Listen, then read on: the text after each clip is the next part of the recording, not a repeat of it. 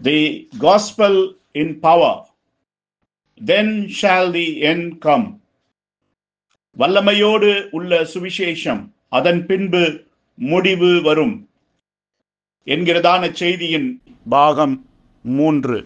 அருமையான சகோதர சகோதரிகளே, இந்தியாவில் இருக்கிற இந்தியர்களை குறித்து சகோதரன் பிரண்ணாம் என்ன சொன்னார் என்பதை குறித்து நான் உங்களுக்கு காண்பிக்கட்டும். இப்பொழுது மேற்கோள், வில்லியம் பிரண்ணாம் ஒரு 6 வாரத்தில் 1,00,000 மனமாற்றமும் ஒரே நாளில் 30,000 மனமாற்றமும் நாங்கள் பெற்றிருந்த அந்த இடத்துக்கு திரும்பி போவதற்கு நாங்கள் எங்களை நன்றாக தயார்படுத்திக் கொள்ள முயற்சித்துக் கொண்டிருக்கிறோம். அஞ்ஞானிகள், பச்சையான புறஜாதிகள் மற்றும் மகமதியர்கள் 30,000 பேர் ஒரே நாளில். அது அற்புதம் இல்லையா? இப்பொழுது நான் அந்த இடத்திற்கு திரும்பி போக துடித்துக் கொண்டிருப்பதை குறித்து நீங்கள் என்னை பழி சுமத்த முடியாது. முதலாக தேவனுடைய வல்லமை அங்கே ஒரு புறஜாதியினிடத்தில் கிரியை செய்வதை அவர்கள் கண்டபொழுது அவர்களுக்கு அதை குறித்து ஒன்றுமே தெரியவில்லை. அவர்களுக்கு தங்களுடைய சொந்த பாஷையை கூட பேச தெரியவில்லை. ஒருவேளை அங்கே அநேக மொழிபெயர்ப்பாளர்கள் நின்று கொண்டிருந்திருப்பார்கள். அவன் ஒரு பசோத், ஷாங்காய் அல்லது வேறு ஏதோவாக இருக்கிறதை கண்டு அவர்களிடத்தில் பேச ஆரம்பித்து அவனிடத்தில் அவனுடைய வாழ்க்கையை குறித்து சொல்ல ஆரம்பித்தார்கள்.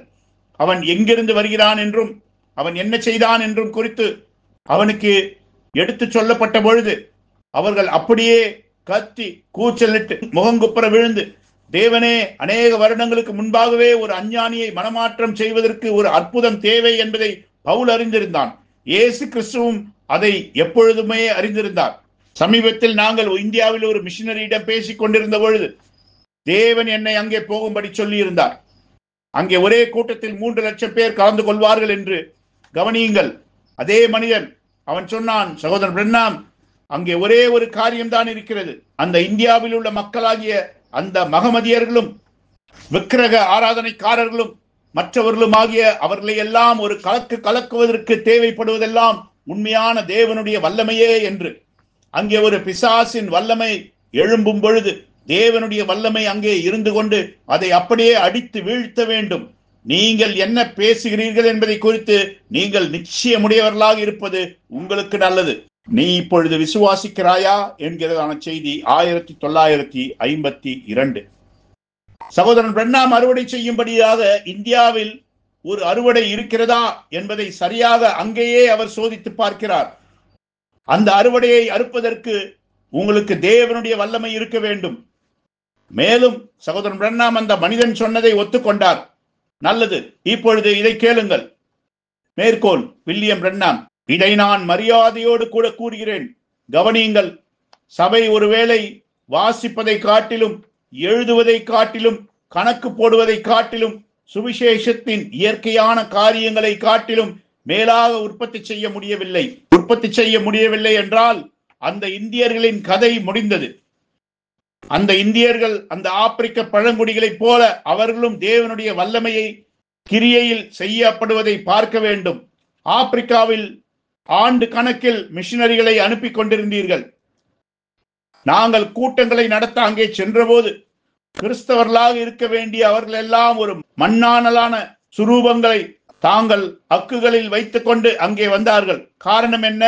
மிஷனரிகள் என்னதான் அவர்களுக்கு சொல்லிக் கொடுத்தார்கள்? மிஷனரிகள் சுகமளித்தலை குறித்து அவர்களுக்கு சொன்னார்கள். அவர்களோ அந்த மண் சுரூபங்களிலிருந்து சுகத்தை பெற்றுக் கொண்டார்கள். அந்த மண் சுரூபத்திலிருந்து என்று சொன்னால் மண் சுரூபத்தின் மூலமாக தேவனிடத்திலிருந்து அதை பெற்றுக் கொண்டார்கள். அவர்களுடைய அறியாமையை தேவன் காணாதவர் போர் இருந்தார். அவர்கள் எல்லாரும் சுகத்தை பெற்றுக் கொள்ள வேண்டிய நேரம் வந்த பொழுது மிஷனரிகள் அவர்களை பார்த்து சொன்னார்கள், ஓ, அந்த காரியமெல்லாம் அவற்றின் நாட்கள் கடந்து போய் விட்டன. அப்படித்தான் நாங்கள் எங்கள் வேதாகம கல்லூரியில் கற்பிக்கப்பட்டோம் என்று சொன்னார்கள். தெய்வீக சுகமளித்தல் அப்படிப்பட்ட ஒரு காரியம் இல்லை என்று சொன்னார்கள். அப்பொழுது அவர்கள், நல்லது, அப்படி என்றால் நாங்கள் இந்த மண் சுரூபத்தில் இருந்து எங்களை சுகத்தை பெற்றுக் கொள்வோம் என்றார்கள். இஸ்ரவேல் தன்னுடைய சொந்த தேசத்தில் என்கிறதான செய்தி 1953. என்னுடைய கருத்து என்னவென்றால், மகமதியர்கள் மத்தியில் அங்கே ஒரு அறுவடை இருக்கிறது. இந்தியாவில் இந்துக்கள் மத்தியில் ஒரு அறுவடை இருக்கிறது. சகோதரன் பிரண்ணாம் சொன்னார், வல்லமையையும் கிரியை நடப்பித்தலையும் அவர்கள் காணாவிட்டால் இந்தியாவிலும் ஆப்பிரிக்காவிலும் இருக்கிற அவர்களுக்கு ரட்சிக்கப்படும்படி எந்த ஒரு நம்பிக்கையுமே இல்லை என்று. இப்பொழுது அவர்கள் அதை வைத்துக் கொண்டு என்ன செய்ய போகிறார்கள்? இவர்கள் தேவனுடைய வல்லமையை கிரியை செய்து காண்பிக்கப்படுகிறதை பார்க்கவில்லை என்றால் அந்த இந்தியர்களுக்கும் அந்த ஆப்பிரிக்கர்களுக்கும் இன்னும் உலகத்தில் உள்ள மற்றவர்களுக்கும் ரட்சிக்கப்படும்படியாக நம்பிக்கை என்பதே இல்லாமல் போய்விடும். ஆனால் இதை கேளுங்கள். மேற்கோள் வில்லியம் பிரண்ணாம். அதை குறித்து ஒரு காரியம் இருக்கிறது. அல்லேலூயா. அது என்னவா இருக்கிறது? இங்கே ஆழத்தை நோக்கி கூப்பிடுகிற ஒரு ஆழம் இருக்கிறது. சகோதரனே, நான் விசுவாசிக்கிறேன். இங்கே இருந்து கொண்டு ஒரு ஆழம் கூப்பிடும் என்றால் அதற்கு பதில் உரைக்கத்தக்கதாக அங்கே ஒரு ஆழம் இருக்க வேண்டும். அங்கே வெளியே புறப்பட்டு சென்று தேவனுக்காக எதையாகிலும் செய்ய வேண்டும் என்கிற ஒரு பசி ஒரு மனித இருதயத்திற்குள் அங்கே இருக்கிற வரைக்கும் அது எதை காண்பிக்கிறது என்றால், கீழே இருந்து ஏதோ ஒன்று அதை உந்தி தள்ளுகிறது. அதுதான் நமக்கு வந்து கொண்டிருக்கிறது. நாம் அந்த காரியங்களை நெருங்கிக் கொண்டிருக்கிறோம். சகோதரனே, இன்று இரவு கவனியுங்கள். கர்த்தருடைய நாமத்தில் நான் இதை விசுவாசிக்கிறேன்.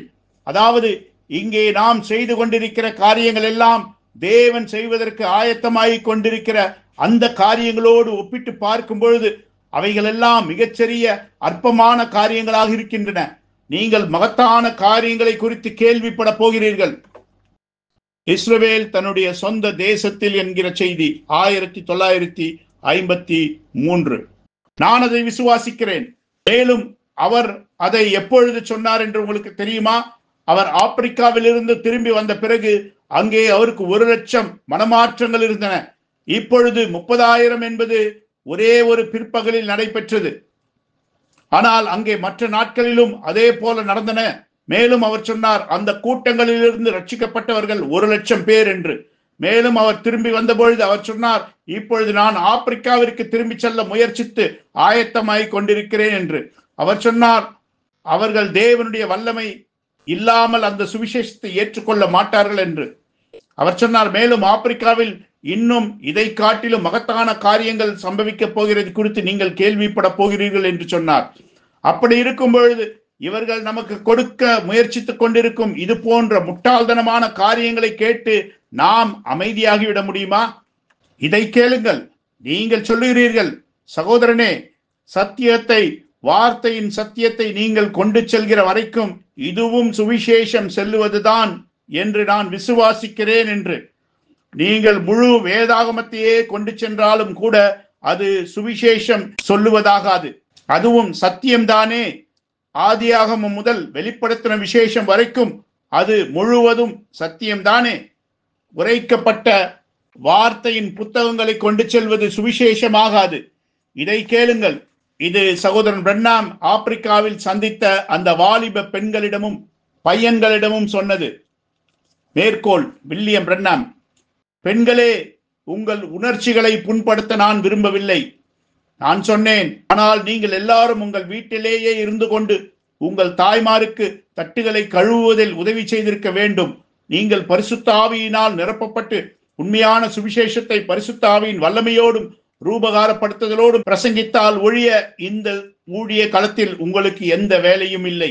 நீங்கள் காண்பீர்கள் என்று இயேசு சொன்ன அந்த கிரியைகளை நீங்கள் காணவில்லை என்றால் அதற்கு காரணம் நீங்கள் உண்மையான சுவிசேஷத்தை பிரசங்கிக்கவில்லை. பிலதெல்பியா சபை கால புத்தகம் அதிகாரம் 8, திறந்த வாசலின் காலம், 1960 வருடம். அவர்கள் அதனோடு சண்டையிடட்டும். அதை சொன்னது மல்கியா 4. அவர் சொன்னார், நீங்கள் பரிசுத்த ஆவியின் வல்லமையோடும் ரூபகாரப்படுத்துதலோடும் சுவிசேஷத்தை பிரசங்கிக்காவிட்டால் உங்களுக்கு ஊழிய காலத்தில் எந்த வேலையும் இல்லை என்று. இப்படிப்பட்ட ஒரு செய்தியை உலகத்திலே கொண்டு செல்லுகிற உண்மையான ஒரு சுவிசேஷகனை யாராவது எனக்கு காண்பிக்க வேண்டும் என்று நான் விரும்புகிறேன். ஒரு உண்மையான மிஷினரியை நான் எனக்கு காட்டுங்கள். ஒரு உண்மையான அப்போஸ்தலனை எனக்கு காட்டுங்கள். இப்படிப்பட்ட ஒரு சுவிசேஷத்தை செய்தியை பரிசுத்த ஆவியின் வல்லமையோடும் ரூபகாரப்படுத்துதலோடும் கொண்டு செல்கிற அப்படிப்பட்டவர்களை யாராகிலும் எனக்கு காட்ட வேண்டும். உங்களால் அதை செய்ய முடியாது. இன்னும் அநேக மேற்கோள்கள் இருக்கின்றன. எல்லாம் முடிந்துவிடவில்லை என்பதை நிரூபிக்கும்படியாகவும் எல்லாம் இழக்கப்பட்டு விடவில்லை என்பதை நிரூபிக்கும்படியாகவும் நான் இன்னும் 2 மேற்கோள்களை மாத்திரம் எடுத்துக்கொள்வேன். அவர்களுடைய இடிமுழக்கங்கள் தோல்வி அடைந்து விட்டன. ஏனென்றால் அது அவர்கள் பெற்றிருந்த அந்த திட்டம், பதிலீடு, அவர்கள் இடிமுழக்கம் ஒரு எழுப்புதலை உற்பத்தி செய்தது என்று சொன்னார்கள். ஆனால் அந்த இடிமுழக்கம் உற்பத்தி செய்ததெல்லாம் ஒரு சீர்கேடுதான். ஒருபோதும் அது மத்தேயு 24:14 நிறைவேற்ற வல்லமையான சுவிசேஷத்தை உற்பத்தி செய்யவில்லை. மேலும் உலகம் முழுவதும் சுவிசேஷத்தை கொண்டு செல்வதற்கான மத்தேயு 24:14 தீர்க்க தரிசனத்தை அது ஒருபோதும் நிறைவேற்றவில்லை என்றால் அப்பொழுது அது பொய்யானது என்று அம்பலப்படுத்தப்படுகிறது. அது ஒரு பொய்யான உரிமை கோருதல். ஆகவே இப்பொழுது மத்தேயு 24:14 2 முக்கியமான காரியங்கள் நிறைவேற்றிக் கொண்டிருக்கின்றன என்று அவர்கள் சொன்னது உரைக்கப்பட்ட வார்த்தையின் புத்தகங்கள் மற்றும் இடிமுழக்கங்கள். அது ஒன்றையும் உற்பத்தி செய்யவில்லை. 1973 1974 2002 வரை அது ஒரு சக்தி வாய்ந்த சபையை உற்பத்தி செய்யவில்லை. அது வல்லமையோடும் பரிசுத்த ஆவியின் ரூபகாரப்படுத்துதலோடும் உள்ள ஒரு சுவிசேஷத்தை உற்பத்தி செய்யவில்லை. அது ஒருபோதும் சுவிசேஷத்தை உலகம் முழுவதும் கொண்டு சென்று பரிசுத்த ஆவியின் வல்லமையோடும் ரூபகாரப்படுத்துதலோடும் பிரசங்கிக்கவில்லை. நீங்கள் சொல்லுகிறீர்கள், நல்லது, இது ஒரு வித்தியாசமான காலம் என்று. ஆனால் நான் நினைக்கிறேன் கர்த்தர் ஜனங்களை மன்னிக்க வேண்டும் என்று. அவர் செய்வாரா? சகோதரன் பிரண்ணாம் என்ன சொன்னார் என்று கேளுங்கள். இப்பொழுது மேற்கோள். வில்லியம் பிரண்ணாம், இயேசு பரமேறி சென்றபோது அவர் சீஷர்களிடத்தில் போய், நீங்கள் போய் பெந்தேகோஸ்தே வருகிற வரைக்கும் காத்திருங்கள் என்று சொன்னார். அந்த நேரத்தில் தான் அவர் மேல் இருந்த அதே ஆவி அவர்கள் எல்லார் மேலும் திரும்பி வந்து அவர்களை நிரப்பியது. அதன் பிறகு அந்த வெளியே அழைக்கப்பட்ட சரீரம், அந்த சபை சரியாக பூமியின் மேல் அவருடைய இடத்தை எடுத்துக்கொண்டு அவருடைய ஸ்தானத்தில் நிற்கிறதா இருந்தது. மேலும் அது ஏனென்றால் அவர் மேல் இருந்த அதே ஆவி அவர்களுக்குள்ளாக இருந்து அவர்களும் அதே கிரியைகளை செய்வார்கள். ஆகவே எந்த ஒரு ஜனமாவது, அதாவது இயேசு கிறிஸ்துவின் உண்மையான சரீரமாகிய அந்த சபையாக இருக்கிறவர்கள் இயேசு செய்தது போலவே அதே கிரியைகளை செய்வார்கள். பெந்தேகோஸ்தேயில் இருந்த சபை செய்தது போலவே செய்வார்கள். ஏனென்றால் அவர்களுக்கு இருந்த அதே ஆவி இவர்களுக்கும் இருக்கும். ஆனால் அவர்கள் செய்த அதே கிரியையை செய்யாத, பரிசுத்த ஆவியின் ரூபகாரப்படுத்தலை செய்யாத வேறு எந்த சபையாக இருந்தாலும் அது தேவனுக்கு கணக்கு சொல்ல வேண்டியதாக இருக்கிறது. சபை கால புத்தகம் பக்கம் 250. பிரியமானவர்களே, இயேசு கிறிஸ்துவின் கிரியைகளையும் பரிசுத்தாவின் வல்லமையையும் ரூபகாரப்படுத்துதலையும் நீங்கள் உங்கள் ஜீவியத்தில் உற்பத்தி செய்து காட்டவில்லை என்றால் நீங்கள் தேவனுக்கு கணக்கு சொல்லியாக வேண்டும். ஏனென்றால் அது இந்த கடைசி காலத்துக்கான அவருடைய வாக்குத்தத்தமாக இருக்கிறது. அது ஜீவனுள்ள தேவனுடைய சபைக்கான வாக்குத்தத்தமாக இருக்கிறது. மேலும் நீங்கள் அதை உற்பத்தி செய்தாக வேண்டும். இல்லை என்றால் நீங்கள் தேவனுக்கு கணக்கு சொல்ல வேண்டும். நான் பெந்தேகோஸ்தேக்கு திரும்பி சென்று விட்டேன், நான் கிறிஸ்துவின் சரீரமாய் இருக்கிறேன் என்று உரிமை கோரி, ஆனால் அதே நேரத்தில் ஆதி சபை செய்து காண்பித்த இயேசு கிறிஸ்துவின் அதே கிரியைகளை செய்து காண்பிக்கவில்லை என்றால் நீங்கள் தேவனுக்கு கணக்கு ஒப்புவிக்க போகிறீர்கள். பெந்தேகோஸ்தேக்கு திரும்பி சென்ற ஒரு கூட்டத்தை யாராகிலும் எனக்கு காண்பிக்க வேண்டும் என்று நான் விரும்புகிறேன். மேலும் அவர்கள் அவ்விதமாக உரிமை கோரி இயேசு கிறிஸ்து செய்த அதே கிரியைகளையும் அதிலும் அதிகமான கிரியைகளையும் செய்து காண்பிக்காவிட்டால் அவர்கள் தேவனுக்கு கணக்கு ஒப்புவிக்க போகிறார்கள். எங்கே அவர்களால் சரியான உடையை உடுத்தவே முடியவில்லை, அவர்களால் இன்னும் விளையாட்டு களத்தை விட்டே வெளியே வர முடியவில்லை, அவர்களால் தொலைக்காட்சி பெட்டிக்குள் இருந்து தங்களுடைய தலையை வெளியே எடுக்க முடியவில்லை. இதை கேளுங்கள். வில்லியம் பிரண்ணாம் மேற்கோள். அன்றைக்கு அந்த 3வது சபை காலத்தில் இருந்த அந்த சபை ஜீவனுள்ள வார்த்தையின் வெளிப்பாட்டை விடாமல் தங்கள் மத்தியில் பற்றி கொண்டிருந்திருக்கும் என்றால் அன்றைக்கு அவர்கள் மத்தியில் தேவ வல்லமை அந்த இருளின் காலங்களில் மங்கி போனது போல மங்கி போயிருக்காது. மேலும் சரியாக இன்றைக்கும் சபையானது விசுவாசத்தோடு வார்த்தைக்கு திரும்ப வரும் என்றால் தேவனுடைய மகிமையும் தேவனுடைய அற்புதமான கிரியைகளும் மறுபடியும் அவள் மத்தியில் இருக்கும் என்று சந்தேகத்துக்கு இடமின்றி நம்மால் கூற முடியும். சபை காலம் பக்கம் 170. பிரியமான சகோதர சகோதரிகளே, நீங்கள் அதை விசுவாசிக்கிறீர்களா? தேவனுடைய வல்லமை தேவனுடைய சபையை விட்டு ஏன் போய்விட்டது என்று தேவனுடைய தீர்க்கதரிசி சொல்லுகிறார்.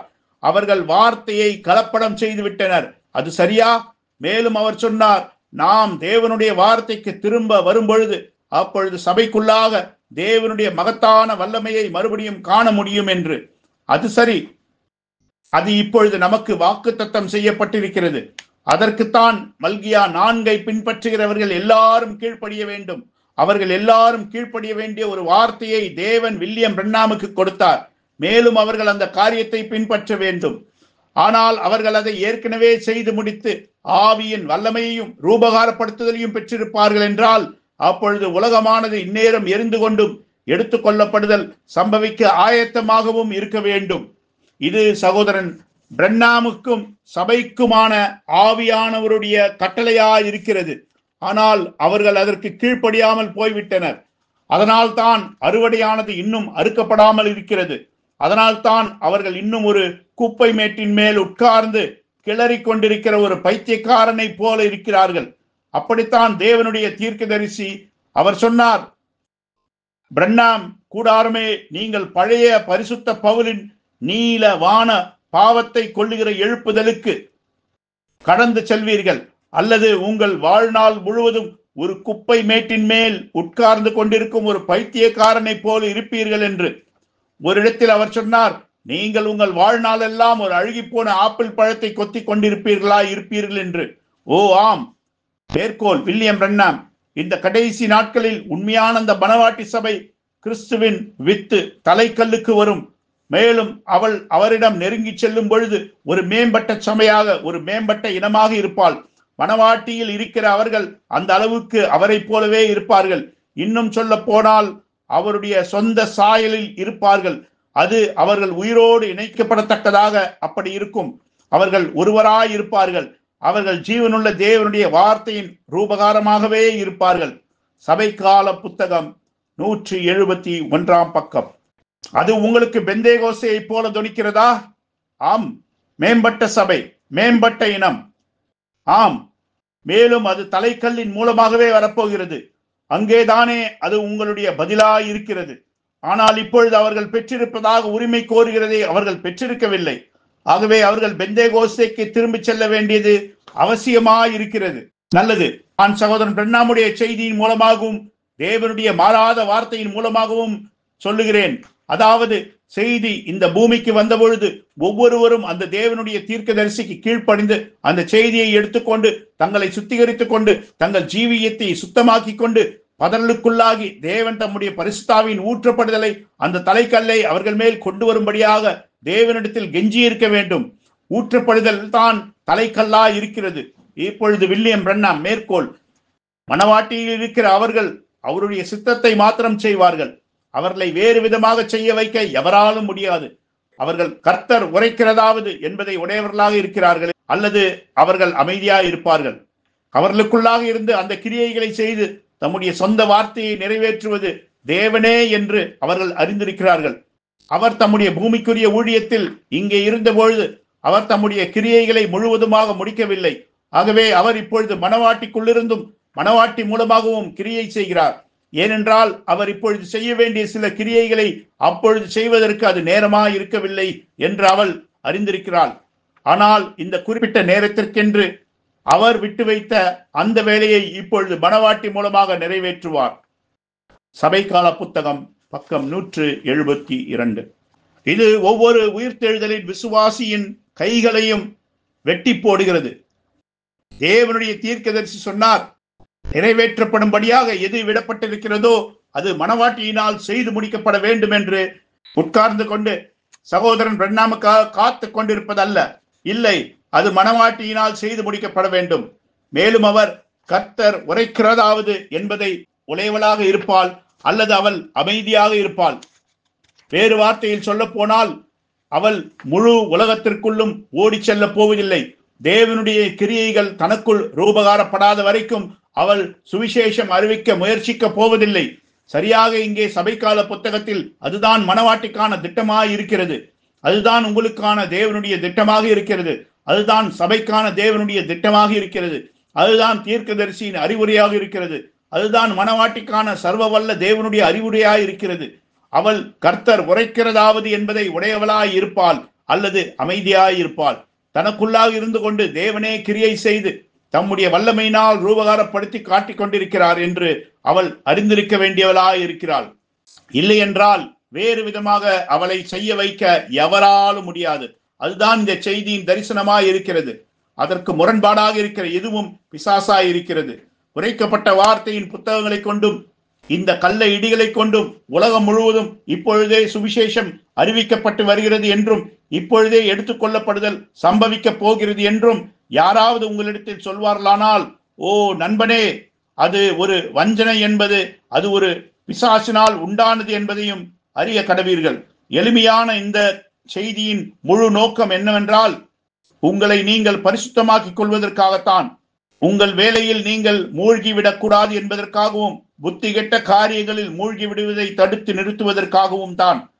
ஆளாளுக்கு எழும்பி உன்னுடைய ஒரு கையில் உரைக்கப்பட்ட வார்த்தையின் புத்தகத்தையும் இன்னொரு கையில் ஒரு ஒலிநாடாவையும் எடுத்துக்கொண்டு ஆப்பிரிக்காவுக்கும் இந்தியாவிற்கும் சைனாவிற்கும் கனடாவிற்கும் தென் அமெரிக்காவின் எல்லா தீவுகளுக்கும் மற்றும் கரிபியன் தீவுகளுக்கும் ஊழியம் செய்ய சொல்லி உங்களை துரத்திவிட்டு உங்கள் நேரத்தை வீணாக்க இடம் கொடுக்காதீர்கள்.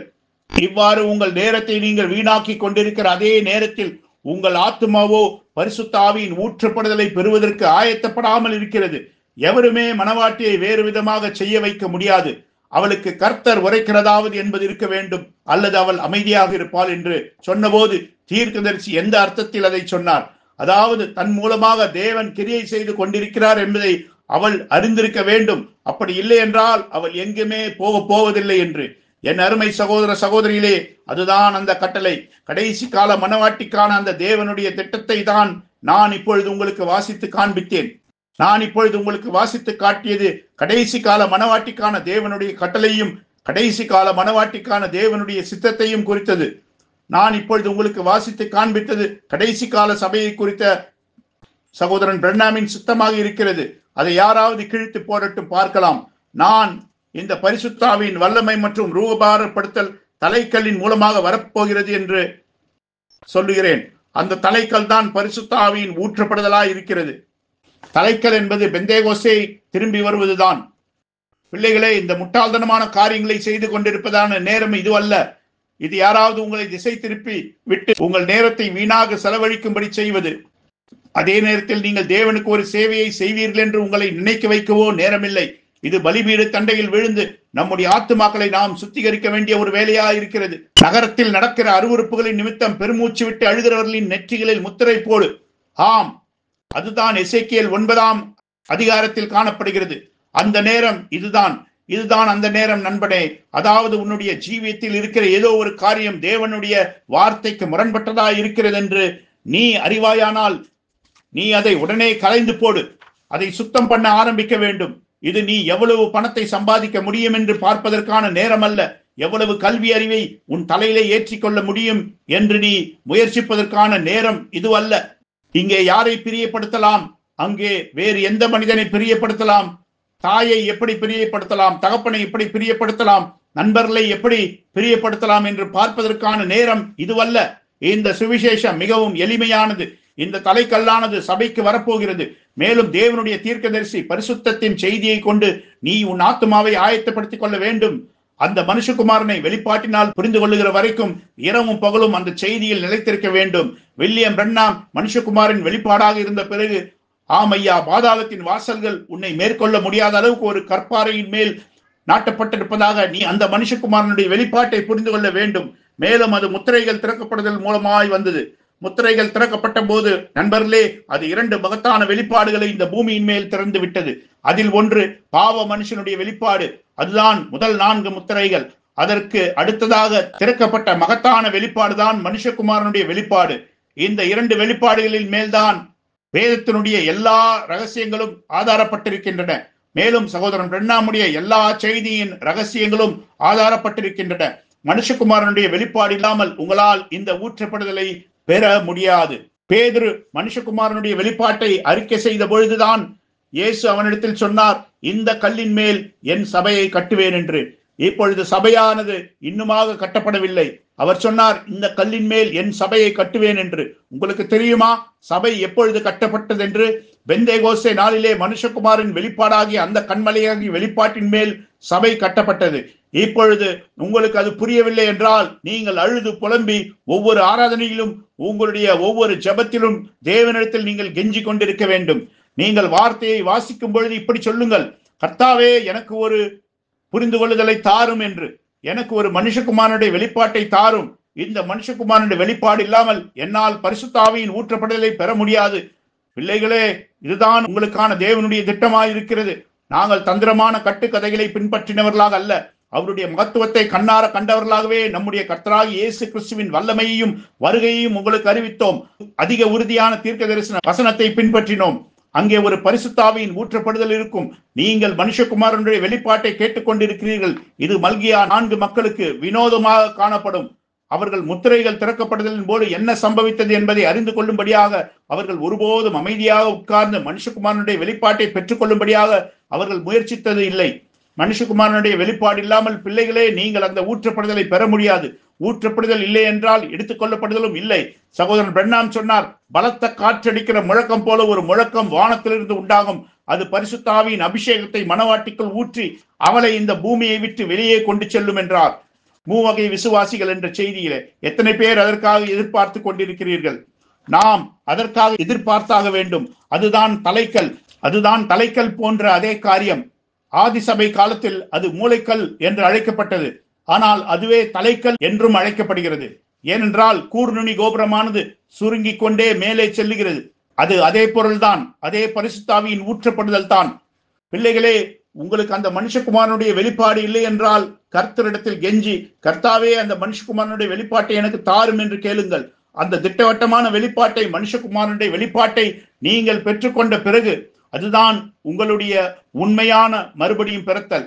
நீங்கள் மறுபடியும் பிறந்த பிறகு அடுத்ததாக பரிசுத்த ஆவியின் ஊற்றப்படுதல் வருகிறது. அதன் பிறகு நீங்கள் இயேசு கிறிஸ்துவின் சரீரத்துக்குள் ஸ்தானத்தில் பொருத்தப்படுகிறீர்கள். புதிய பிறப்பும் பரிசுத்த ஆவியின் அபிஷேகமும் இரு வேறுபட்ட வித்தியாசமான காரியங்களாக இருக்கின்றன.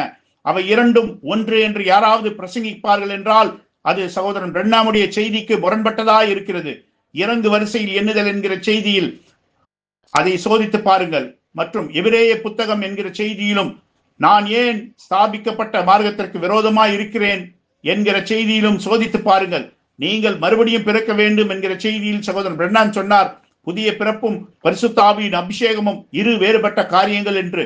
மேலும் அவர் சொன்னார், அது இரண்டும் ஒன்று என்று யார் பிரசங்கித்தாலும் அது தவறு என்று சொன்னார்.